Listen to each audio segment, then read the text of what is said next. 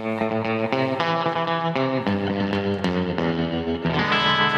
hey, hello. Okay, we're coming in. We're coming in hot today. Just watched the best movie ever. So, okay, I wish there was like a genre when you're looking for like a feel-good, wholesome movie that isn't like a dumb. No offense to dumb movies. Sometimes dumb movies are the best. Okay, sometimes like you just gotta watch. Like I'm not better than anyone. We're not movie snobs around here at all. Okay, I certainly am not. I have no right to be. Even if I did, I would hopefully wouldn't be one. However, there's sometimes you want to just watch like a wholesome movie that but that's still like kind of unique and artistic and beautiful, you know. So I found one the other week called Dan in Real Life. I think I told you about it. Dan in Real Life, Steve Carell. It's out on like Rhode Island, coastline Rhode Island, beautiful. um Steve Carell plays this like this like sad widow dude. What's the male widow? So, and he's got three girls, and he's trying to raise them, and he's a writer. And he falls in love with this girl at like a bookstore. When he's about to go to his family, and then it turns out the girl is his brother's girlfriend, played by Dane Cook, the brother. Anyway, just super like very funny and wholesome and hilarious. Okay, very very fun movie. Um, Sorry, we're gonna turn the volume up here a little bit. Trying to figure this stuff out. So that's it. Okay, wait, that's too hot. Okay, sorry.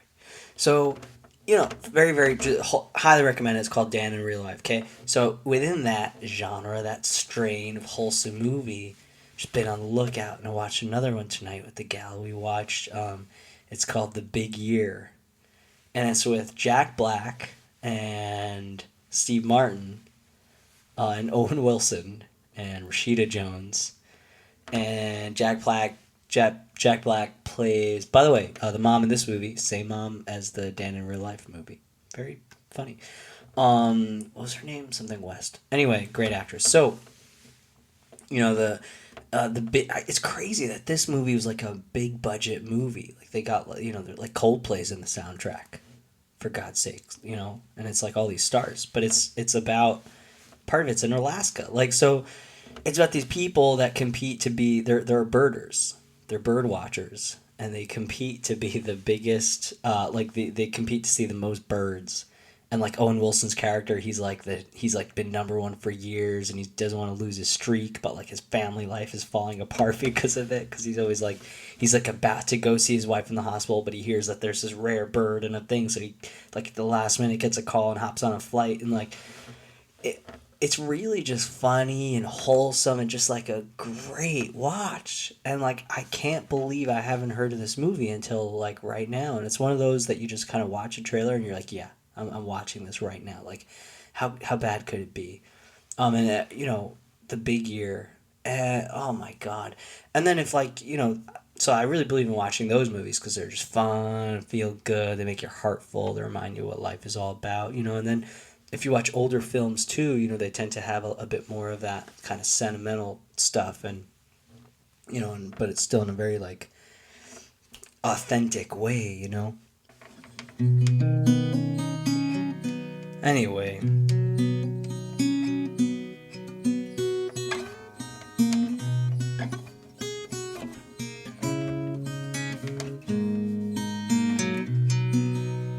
I'm playing my Gibson LGO, my trusty little Gibson LGO. It's funny, I feel like I've gathered just like the most what's the word? Just the most like ruckus group of little kind of shanty, what's the right word? Always missed it for someone who's in the business of words. Boy do the right words elude me, especially like in social interactions. I find it how funny how like socially awkward so many of my musician friends are, but like they're like terrible. Just they're like so difficult to like be like vulnerable or present, but then they'll go up in front of a crowd of 500 and just rip their guts out. Musicians are a strange bunch, but anyway, what was my point? Yeah, I just have the group these ratty old guitars, the ones I could afford, but you kind of end up with beautiful ones. I love this guitar so much, but it does. I mean, this podcast has got to have the worst audio of all time because of this this just creaky old woody instrument. It's like an old wood floor.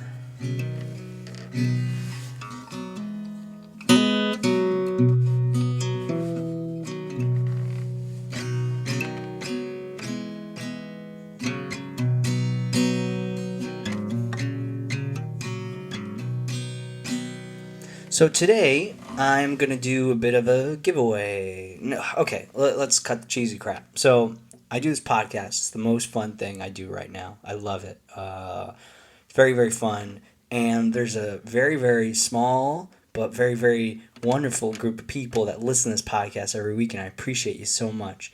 So I've got this kind of sappy song that I'm gonna sing you later. It's a romantic song. I'm quite proud of it. But it's about sending people letters, good old fashioned love gesture. Can I send you a letter? So I'd like to send you a letter. Okay, it's the holiday season. It's still my lovely people's holiday of Hanukkah, and I didn't really I celebrated with latkes. That was fun. That was celebrated with latkes. My God, this guitar is loud. I apologize. The guitar apologize to them. Okay, so on Christmas coming up, gonna celebrate that too, and I think it's a sentimental time. For me, it's been a tricky time of reflection and kind of making little promises to yourself, and the New Year's coming up, and maybe it's a very complicated time in history. Maybe it's not as complicated as we think, but it is a little bit hard to kind of have your own personal space, your own personal existence when it just feels like kind of like the fists of the news cycle come knocking at your door, at every waking hour. And it's more important than ever to carve out time for yourself and carve out time for things that maybe don't have anything to do with anything outside of your own little personal life. And for me, that would be a lot of things, but, reading a book is one of them. But I would like to write you a letter or send you a postcard or something cute. So here's how we're going to do this. So I want you to just...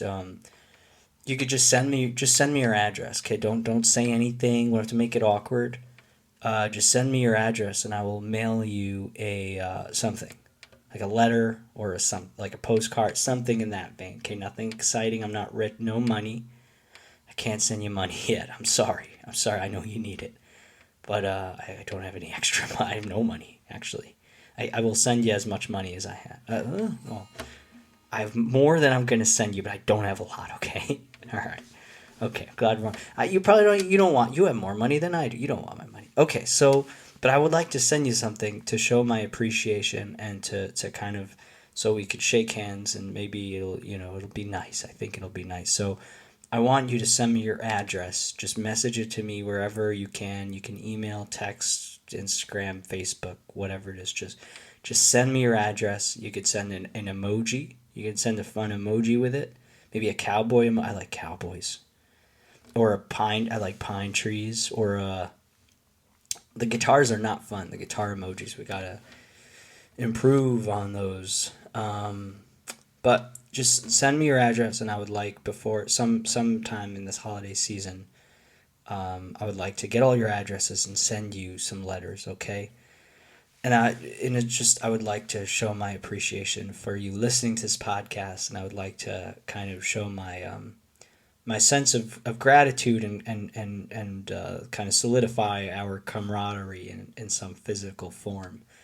Okay, so I have a couple of little cute ideas that I hope you'll find somewhat sentimental, and I appreciate you so much. So let me actually sing you this goddamn song, and the song came first, the idea came after that. But so here goes. This is for you, and this is because I really want you to send me your address, and here's why.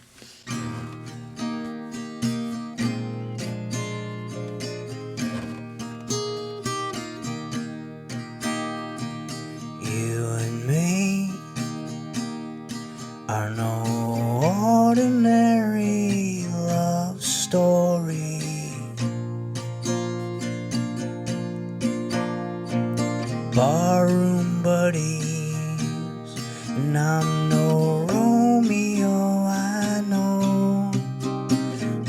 sure as hell ain't no Juliet. But I'll take what I can get.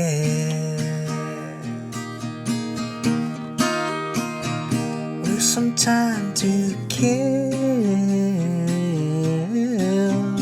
well, I watched the wine cup spill on your floor. As you locked your bedroom door, I poured some more.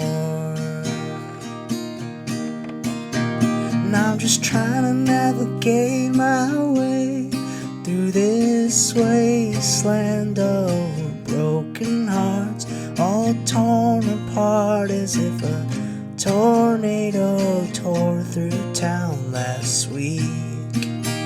Every time I kiss your cheek and you quiver, you begin to shiver, even though it's hot outside. Well, I guess you've been through hell as well.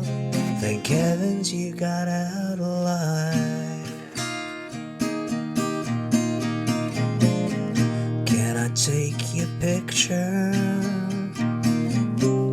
and print it out so you can hold it in between your fingers?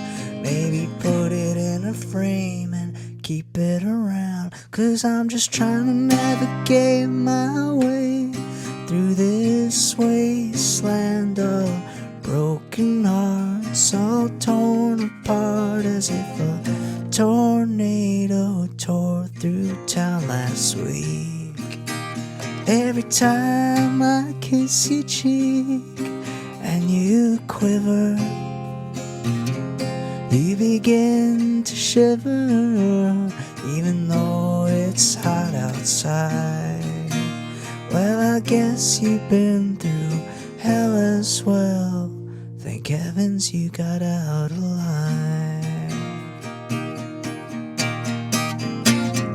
Would it be alright if I send you a love letter? Put it in the mail with your winter sweater. You can open it up whenever you please. Here's to hoping you could read my shitty handwriting. Just an old-fashioned love gesture. Can I send you a letter?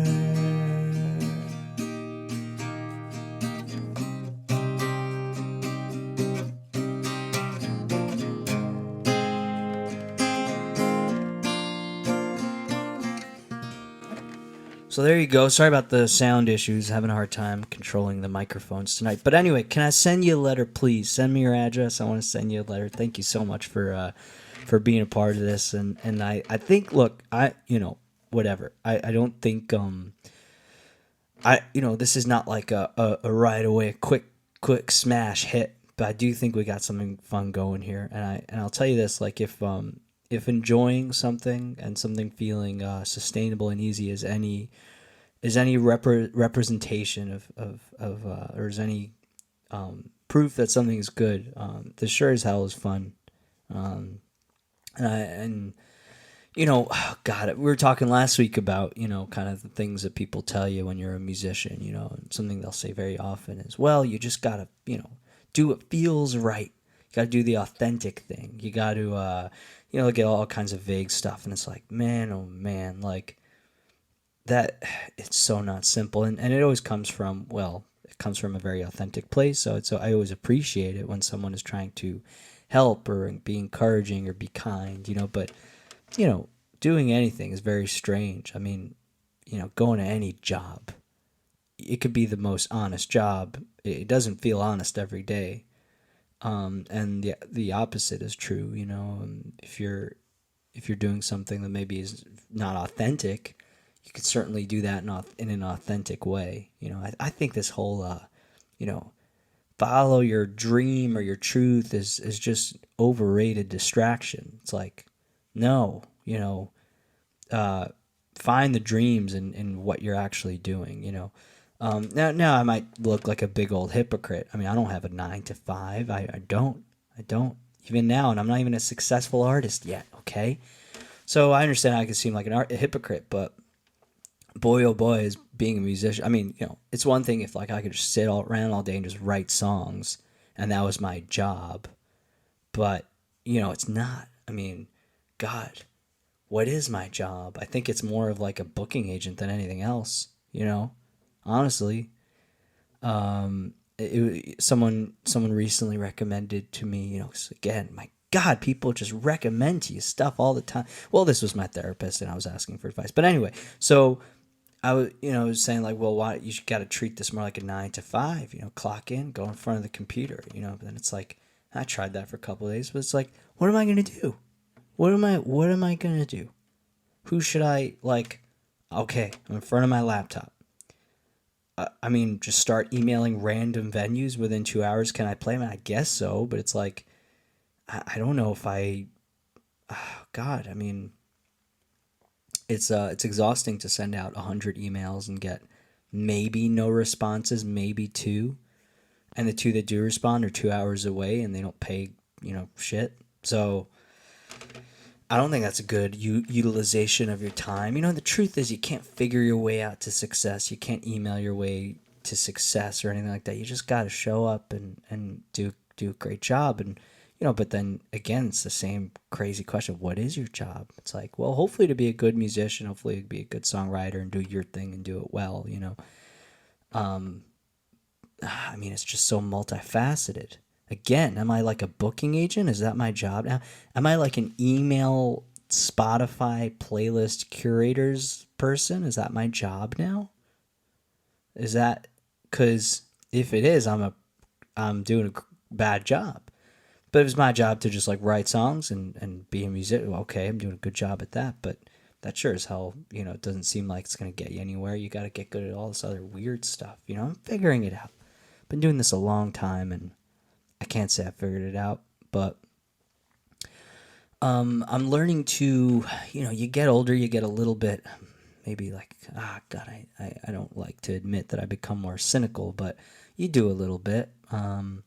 But I think I'm transitioning a little bit in a beautiful way, in a fun way. I'm coming around to this sort of like starry-eyed teenager that started this whole shebang, and maybe I'm becoming a little bit more like him than I've been in the past few years. I've been walking around pretending like I know what I'm doing, and I don't. No, nobody does, man. I've met people that like, are like kind of famous, that are certainly at levels that me and my constituents, would dream about being there, and they haven't got it figured out either. That's the scary thing. They haven't figured it out either. They're, but it is fun to kind of like admit that you're just flailing on this blue rock, and it's okay, it's all right. And it's not a bad thing. But anyway, here's another song of mine. Today I'm just doing my own songs. I hope that's okay. Well, I know it's okay, but this one is a song that I wrote when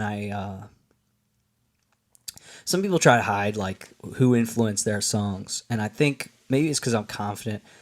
Well, here's the thing, okay? This is a blessing and a curse. Okay. I guess it's just a blessing, but I'm very bad at ripping people off. Okay, like for example, like I love. Let's see. I'm okay at ripping off Springsteen sometimes, but everyone has. He almost like created a, it's like you're crazy if you don't rip him off. But like, well, all right, forget about me, okay? My good friend Phillip Phillips, okay? Phillip Phillips is basically he's just trying to be Dave Matthews, okay? Now his more famous songs like Home and Gone Gone Gone, like those aren't. It's not so evident, but if you go to a show of his, it's like very clear.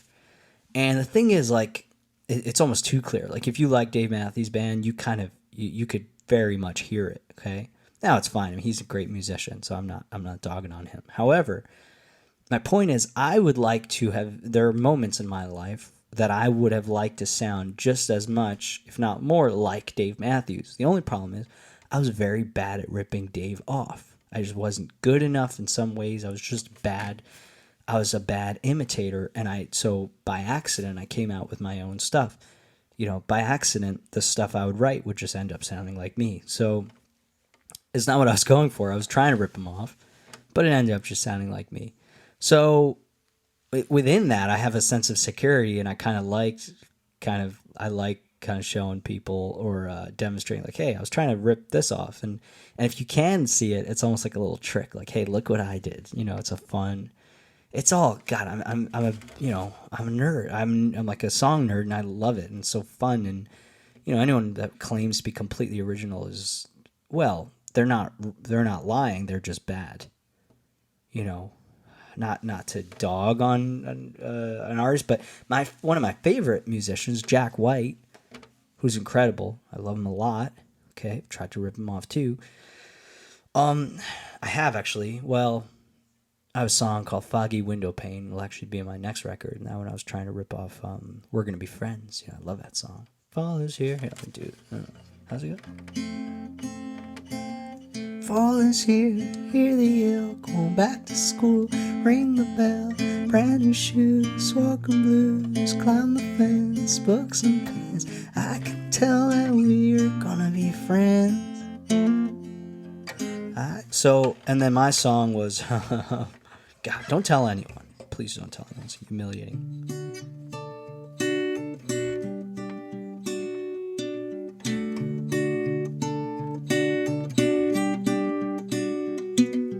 Broken dreams and smoking teens, filthy with a heavy heart, tearful eyes, teachers' lies, preachers' practice, school of arts. Rolling stone right down the road, and no one knew just where she'd go. She felt so used, so confused. She's stronger than an arrow's bone.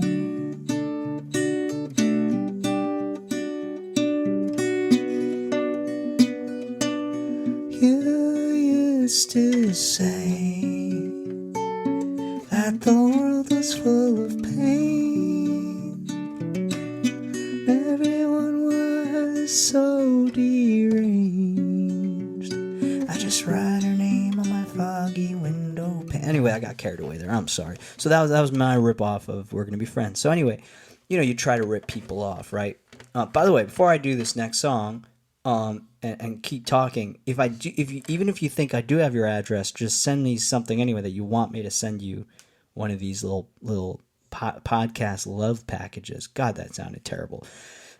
Whatever you get will be very appropriate. God, podcast love packages. That sounds like doomsday fucking hell. Corpse. Excuse me. Okay, we're gonna keep it light. Sorry for the language. Okay. Now, so I got really into Tom Waits a few years ago. I was really into Hozier. It was right after "Take Me to Church" kind of blew up, and he was touring that first record. I actually went to, this is years ago. I woke up with my ex-girlfriend. We were already, not dating anymore. Woke up at 5 a.m. and we went to see Hozier because we both loved him. And we woke up 5 a.m. or 4 a.m. and went to whatever the thing in the park, Good Morning America or whatever, and got to see Hozier. And man, when I saw him, I just shrieked like a little girl. It was so exciting. And I would just watch every interview of his, and that first record just blew my mind. Every song on it, like "Real People Do" and "Cherry Wine" and all of them. God, I'm quite bad at, if you put me on the spot, you say, tell me all the names. "To Be Alone," that's a great song. So beautiful, beautiful record, right? "Work Song" was an awesome song on it as well. So he would reference his good big influence of his, Tom Waits. Tom Waits just kept popping up, but you'd search Tom Waits and the wrong song would come on at the wrong time, and you're like, who is this man? He's like, he makes Bob Dylan sound like Pavarotti. I mean, my God, like, just you know, just rough and rowdy and just wild and out there, very hard to listen to. Very, very hard to listen to. But then you hear the right song at the right time. Now, a logical place to start would just be like, I Hope I Don't Fall in Love with You, or Old 55, or Martha, or one of those early Tom Waits songs. It's kind of jazzy. And then this, one of my favorite Tom Waits songs ever, ever, is, God, what is this song? See, I'm telling you, man, you put me on the spot. Something blues. Anyway, so my point is, like, I just got really into Tom Waits, and it came at a very, very, like, kind of perfect time. When I was just like, I was trying to mature as a songwriter, I guess, or I was trying to wrestle with my past and trying to just, I don't know, grow in any way I could. I was 19 or whatever, something like that. And I just, again, heard the right song, the right time, and it changed. It changed the way I write songs, and it changed my life for sure. So, you know that song "Christmas Card from a Hooker"? What an incredible Tom Waits song. Let me just find this one. This one song is just something blues. Come on, man, you got this. Tom Waits. No, it's not on this album. Oh, Invitation to the Blues. Invitation to the Blues. Yeah. Let me do a quick second of that, or maybe I'll just read you the lyrics. But let's see. Tom Waits' Invitation to the Blues. Here it is. Okay.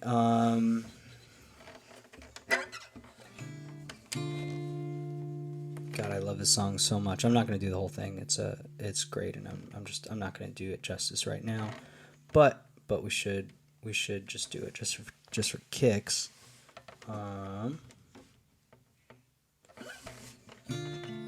Well, she's up against the register. Wow, is that chord in there? God. Tom's got all these weird chords. Well, she's up against the register with an apron and a spatula with yesterday's deliveries and the tickets for the bachelors. She's a moving violation from her conch down to her shoes. But it's just an invitation to the blues. And you feel just like Cagney. She looks just like Rita Hayworth at the counter of the Schwab's drugstore. You wonder if she might be single. She's a loner and likes to mingle. Gotta be patient, try and pick up a clue. She said, how you gonna like 'em, over medium or scrambled? You say anyway is the only way. Be careful not to gamble on a guy with a suitcase and a ticket getting out of here. In a tired bus station, an old pair of shoes. This ain't nothing but an invitation to the blues. But you can't take your eyes off her. Get another cup of Java.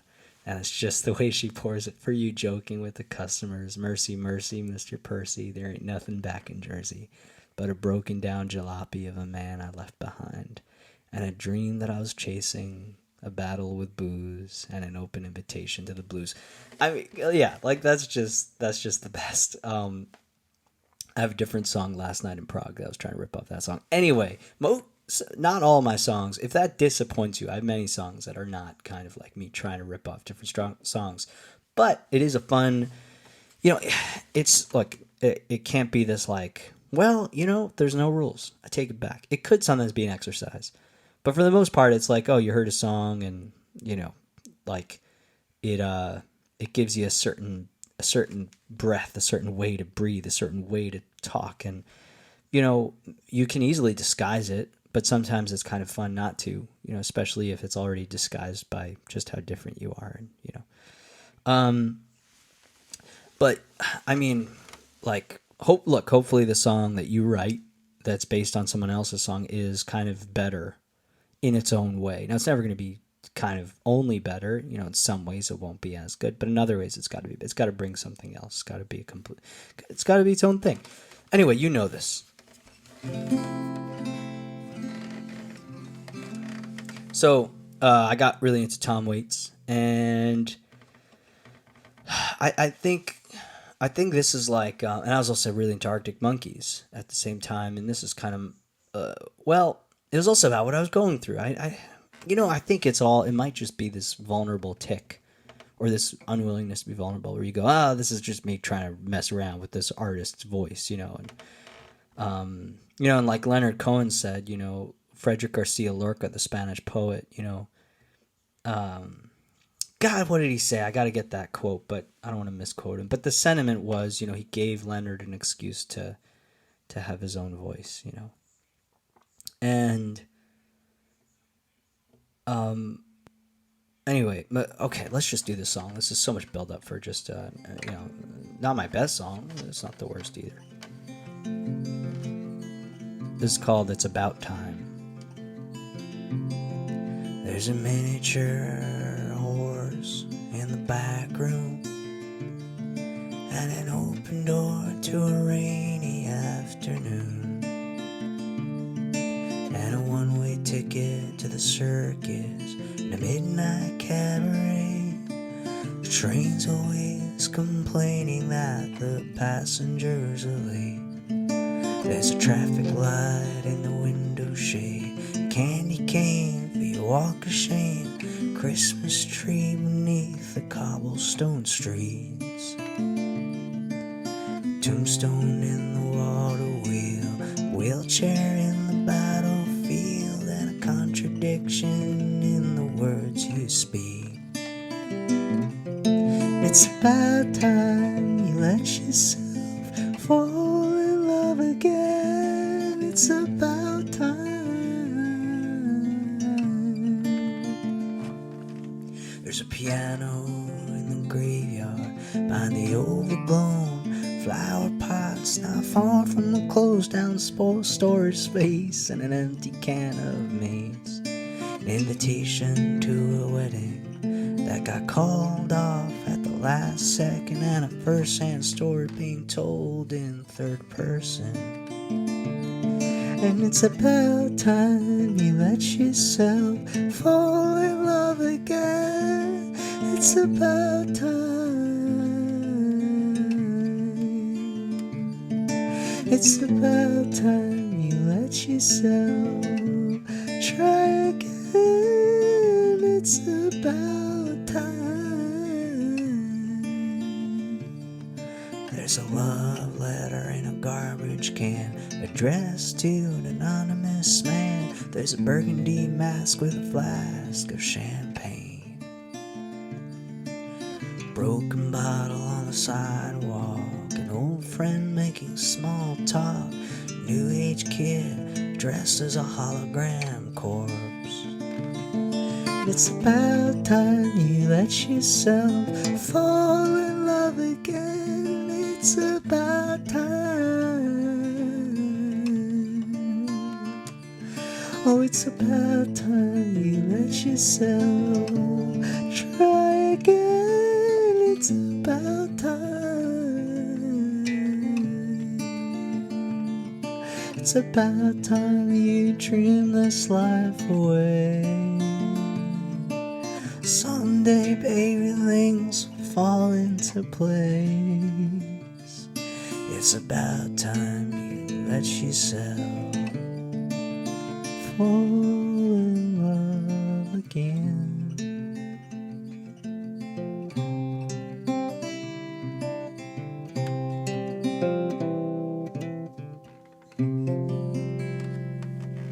So that's it's about time, and I can't wait to put that on a record someday. Maybe in a decade from now, or it's not on the next record. It's not on the one after that.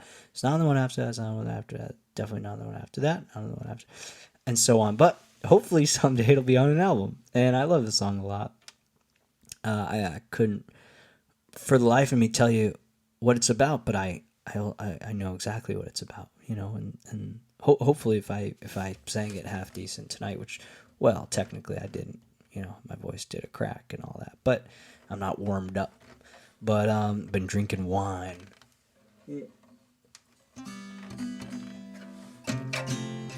drinking, oh God, I'm such a cheap. Well, I'm a cheap drunk and a cheap date, but I'm just like a cheap Like I'm drinking Merlot from Trader Joe's. It was like $6, but it's it's like the fancy wine in my mind. It's the fancy wine we get.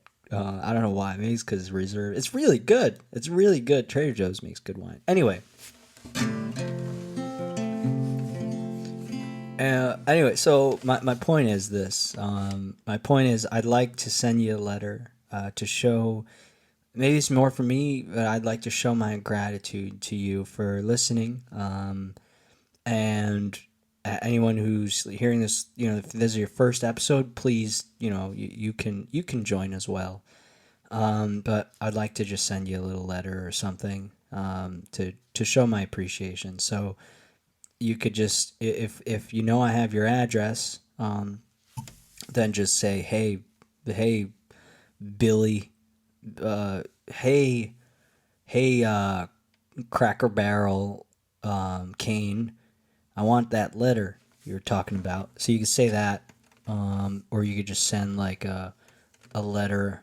You get there's a letter, maybe like a letter emoji, a letter in a pen, or a mailbox. Maybe just send an envelope. There you go. Send an envelope emoji, or send me your address. Okay, so I love you for listening, and I appreciate it so much. Check out that movie, The Big Year. It'll make your heart swell, man. It'll make your heart swell. I think that's it. Yeah, there's a French cafe near me here in Nashville, and it's this man, tall, sexy man, like older but like kind of long hair, wears cowboy boots, and French man. And he opens the door for you, treats everyone like a lady. I feel like a lady when I go in there, and everything's so expensive, but I love it there. And it's kind of like a French grocery. So you go in there, you could buy like French mackerel and mustard and chips and everything. It's amazing, and duck and they make some. If you go there afternoon, you can't get anything on their menu because they just sell out every day. It's awesome. But I went and got an espresso. I asked him. I was like, "Why don't you guys have coffee?" He's like, "Because it's." I'm not gonna do his accent. Because espresso is better. He was just like, man.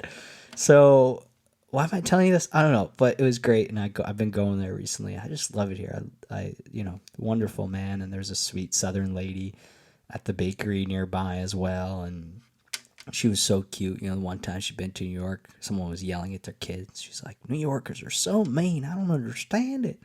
Why? How could they be so mean?" I was like, "Yeah, sing it, sister. I know." But so settling in here, having a good laugh, having a good time, and trying to be okay with not finding myself, and not trying to trick myself into thinking that I can find myself. Don't worry, it's just you're right here. You don't have to go on a big search. But yeah, so these are my songs, and I thank you so much for listening. And I'm sorry if I'm half in the bag from this fancy cheap Merlot. God bless you. God love you. Send me your address. All right, we'll talk later. Bye.